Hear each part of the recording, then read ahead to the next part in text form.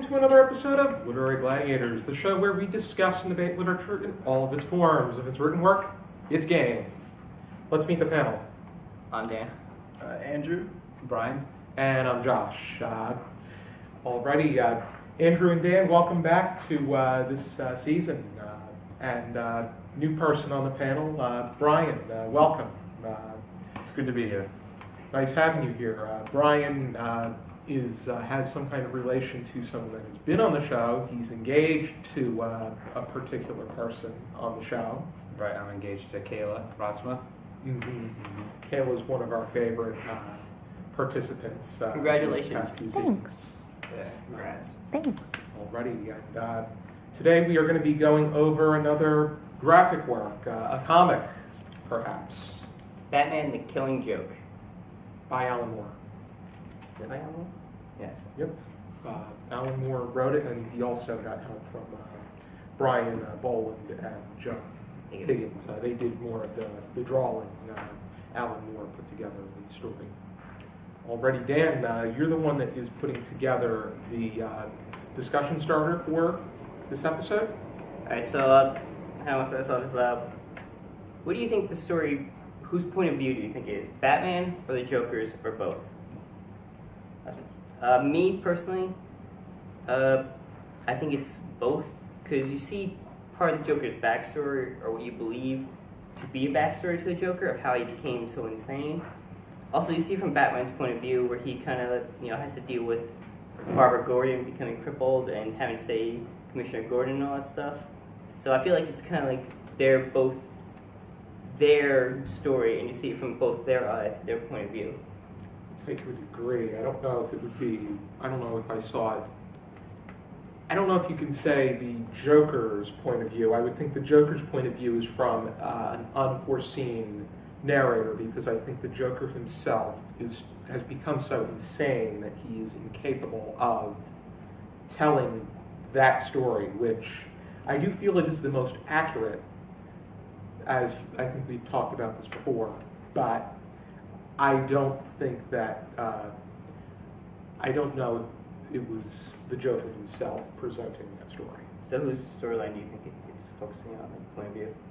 I think I agree that it is focusing on both points of view, Yeah, but that's the design. I think that the story itself, I think what's happening in the here and now with the Joker kidnapping Commissioner Gordon and his carnival show, I think that is Batman foreseeing things. Granted, Batman is not there until he realizes that Commissioner Gordon is at that carnival that the Joker's put together. But Crazy Carnival. yeah, the crazy carnival, where he tries to make him mad, like he is. But that's the way I see it.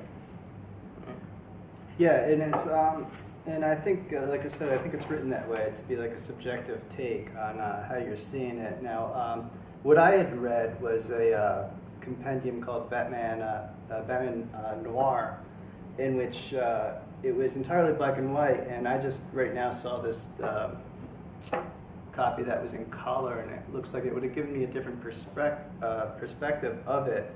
So personally, I had treated it as it was Joker's perspective, only because like noir in its strictest sense is telling the perspective from either the victim or the perpetrator, rather as if it was Batman, that would have been a more hard-boiled take. So that was me personally.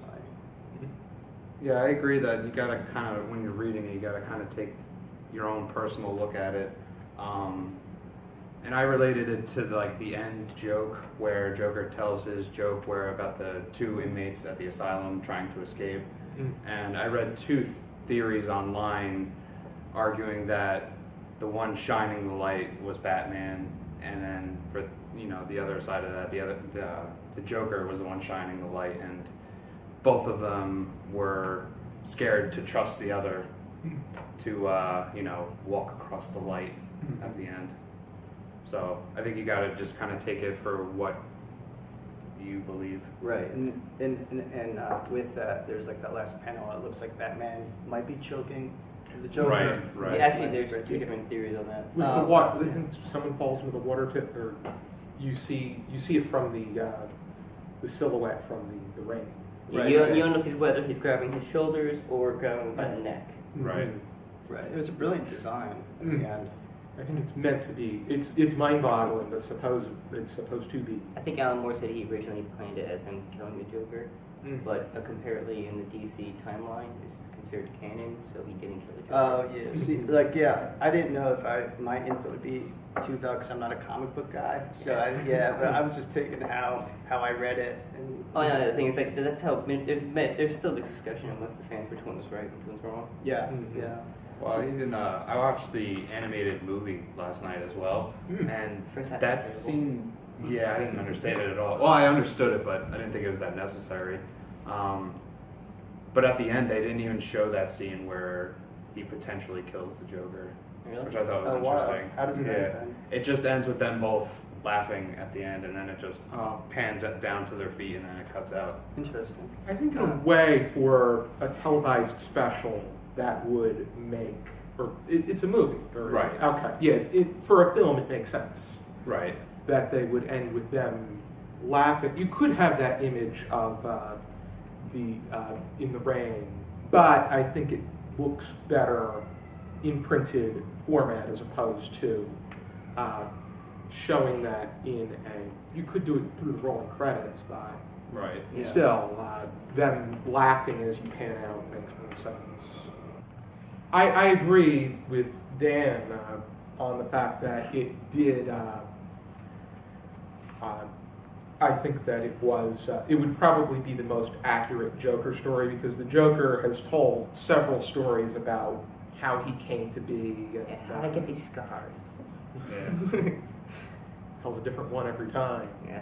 But I like the the fact that he was a struggling comedian trying to put a life together for himself.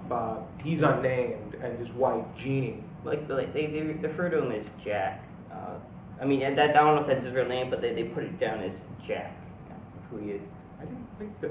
Well, they don't say in the comic. In the but, comic, there was like no if you mention. read like things online, things they use the Mhm. protagonist Jack, which is used for most protagonists without a name. You know? It's a playing card, Yeah.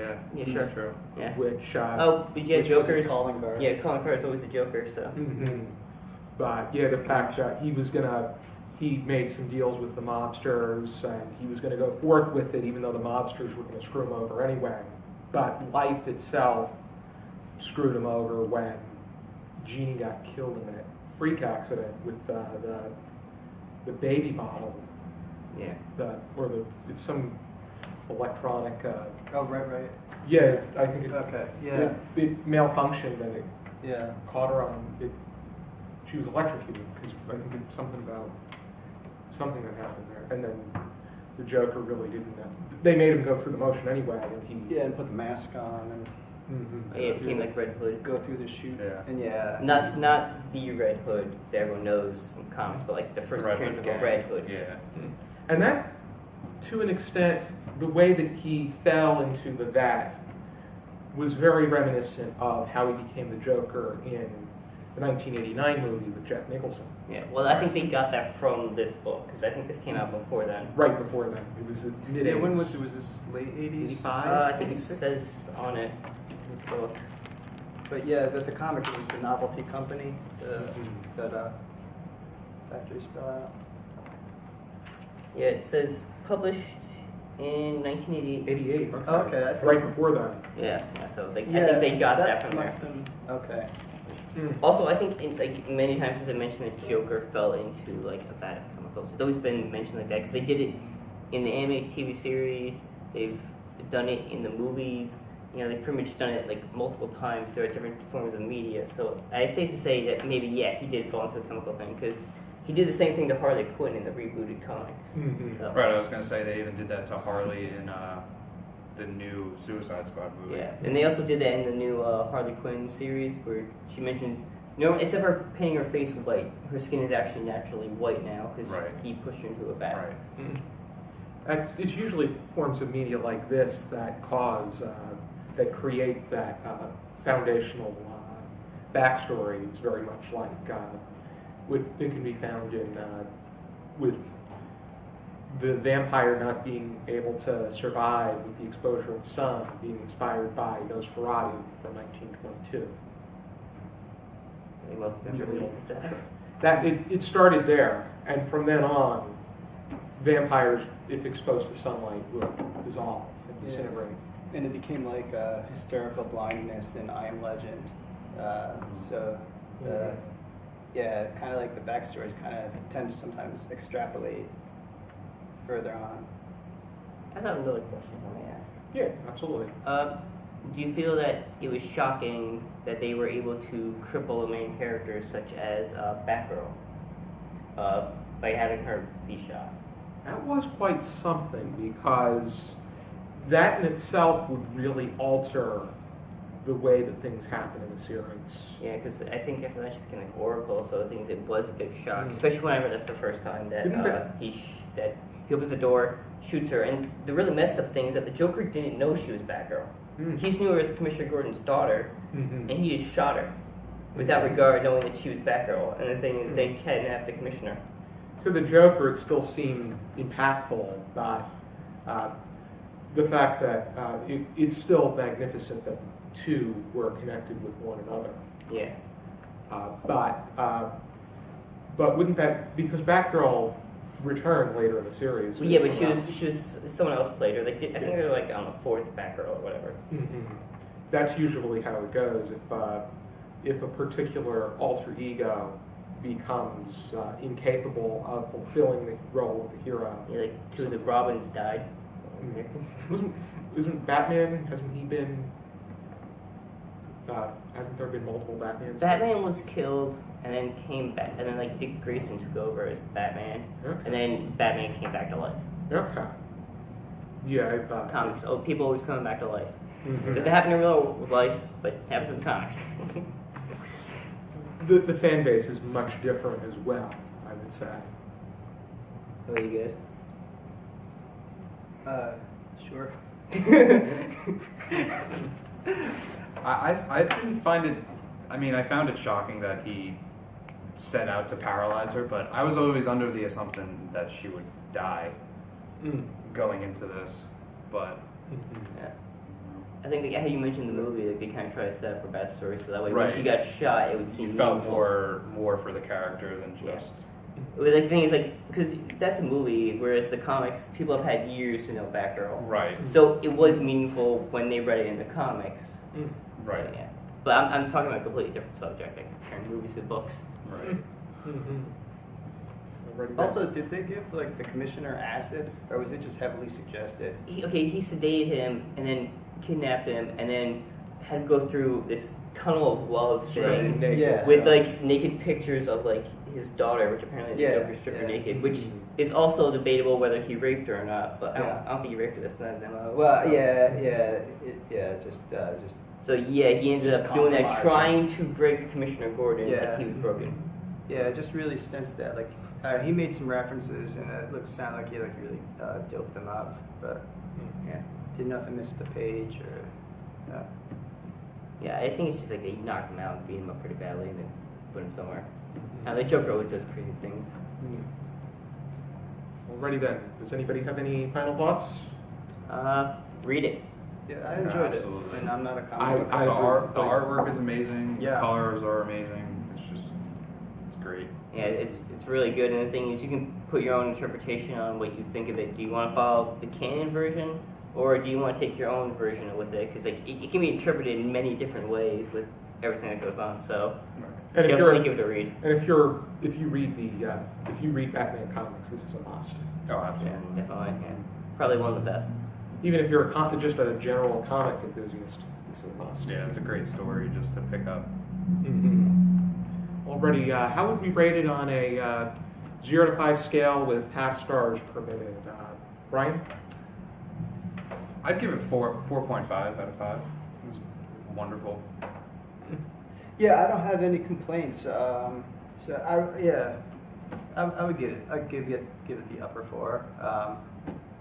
Yeah, as far as comic books, yeah, I'd give it a 5 because I have nothing to base it against. Right. So, I would give it a 4. The only complaint I had is that it's too short.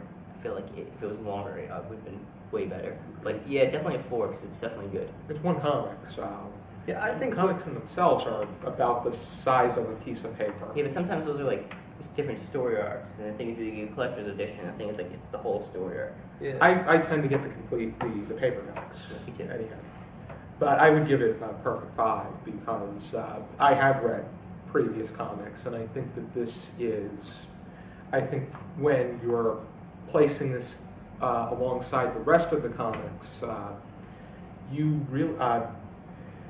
if you're placing it among the rest of the Batman comics and the Batman story, I think that this is certainly key, especially when it comes to understanding the Joker. And I think that the Joker is arguably the most important character in the Batman universe. So, I think him and like Ra's al Ghul were like the two most important. who Gracia? Ra's al Ghul. Oh, If Okay. you've read the Batman comics, you know who he I is. think that someone met. I was talking to somebody. I think she said that was her favorite Well, he villain. dated your daughter, so it kind of made him important in the series. Mm-hmm. Already then, if you're interested in checking out the this particular comic, Dan is holding up a copy, and we'll leave information down below to where you can get it. Sure to join us next time for another episode of Literary Gladiators. For now, keep reading.